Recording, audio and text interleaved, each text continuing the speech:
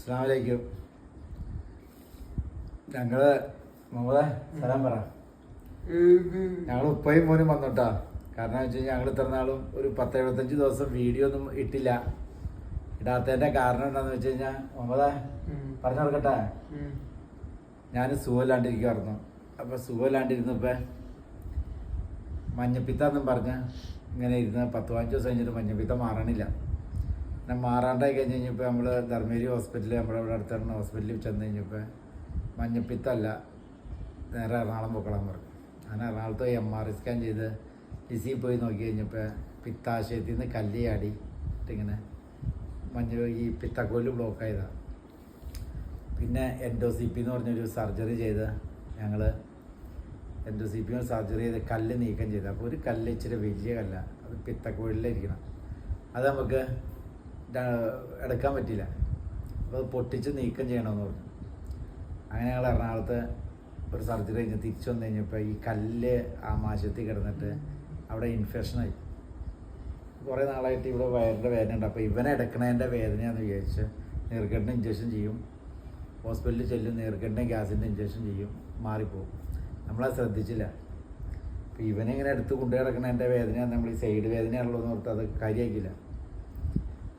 അങ്ങനെ പിത്താശയം ബ്ലോക്കായി, മഞ്ഞപ്പിത്തായി.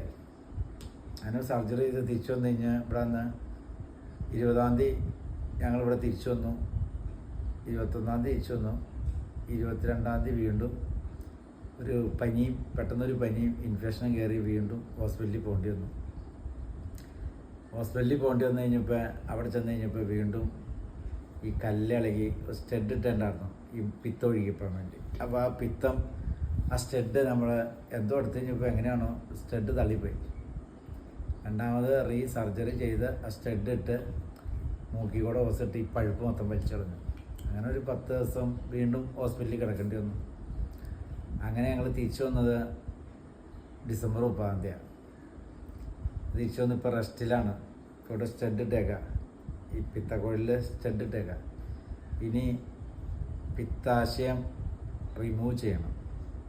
പിത്താശയത്തിൽ കല്ലുണ്ട്. അപ്പോൾ റിമൂവ് ചെയ്യുന്നതിന് കൂടെ പിത്തക്കോഴിലിരിക്കണ സ്റ്റെഡ് കൊടുത്തരണം. അവിടെ ഒരു കല്ലിരിപ്പുണ്ട്. ആ കല്ല് ലേസർ വെച്ചാൽ പൊടിക്കാൻ പറ്റുള്ളൂ, അല്ലെങ്കിൽ പിത്തക്കോല് കട്ട് ചെയ്തിട്ടും നീക്കം ചെയ്യണം. അപ്പോൾ ഇത് സർജറിയുടെ കൂടെ പിത്താശയം എടുക്കുന്നതിൻ്റെ കൂടെ ചെയ്ത് കളയാൻ പറ്റും എന്നാണ് പറഞ്ഞത്. അപ്പോൾ എല്ലാവരും ദുആ ചെയ്യുക. ഇപ്പോൾ 10-25 ദിവസമായി ഇങ്ങനെ റെസ്റ്റിലിരിക്കണം. ഈ മോമിനെ നമുക്ക് എടുക്കാനൊന്നും പറ്റില്ല, വെയിറ്റ് എടുക്കാൻ പറ്റില്ല. വെയിറ്റ് എടുത്ത് കഴിഞ്ഞാൽ സ്റ്റെഡ് തള്ളിപ്പോകും. അത് കാരണം വെയിറ്റ് ഒന്നും എടുക്കാൻ പറ്റില്ല. അപ്പോൾ റെസ്റ്റിലാണ്. 10-25 ദിവസമായി റെസ്റ്റായിട്ട് ഇങ്ങനെ ഇരിക്കുക വീട്ടിൽ. പിന്നെ ഈ സർജറി ചെയ്ത് പിത്താശയം നീക്കം ചെയ്താലാണ് നമുക്ക്, പിത്താശയം നീക്കം ചെയ്യണം, സ്റ്റെഡ് നീക്കം ചെയ്യണം. എന്നാലാണ് നമുക്ക് പുറത്തേക്ക് ഇറങ്ങി എന്തെങ്കിലും പണിയെടുക്കാൻ പറ്റുള്ളൂ. അപ്പോൾ ഇടയ്ക്ക് നമുക്ക് ഈ വേദന വന്നത് അറിയാത്തതുകൊണ്ട് ഇൻഫെക്ഷനായിട്ട് നമുക്ക് രണ്ടാമത് ഈ മുഖിയോടെ ഓസൊക്കെ ഇട്ട് പഴുപ്പ് വലിച്ചളയേണ്ട അവസ്ഥ കാരണം കുറച്ച് റെസ്റ്റ് കൂടുതലുകൊണ്ടിരുന്നു. കുടലിന് പഴുപ്പ് കയറി. അങ്ങനെ ഞങ്ങൾ ഇങ്ങനെ റെസ്റ്റില്ല. അതുകൊണ്ട് വീഡിയോ വിട്ട് ഞങ്ങൾ പോയതൊന്നുമല്ല, ഞങ്ങൾ വീണ്ടും തിരിച്ചു വരും അല്ലേ. അപ്പോൾ എല്ലാവരും ഞങ്ങൾക്ക് വേണ്ടി ദുആ ചെയ്യുക, നിങ്ങൾക്ക് വേണ്ടി നമ്മളും ദുആ ചെയ്യും. അപ്പോൾ എല്ലാവരോടും അസ്സലാമു അലൈക്കും. ഇൻഷാ അല്ലാഹ് അടുത്ത വീഡിയോ കാണാം.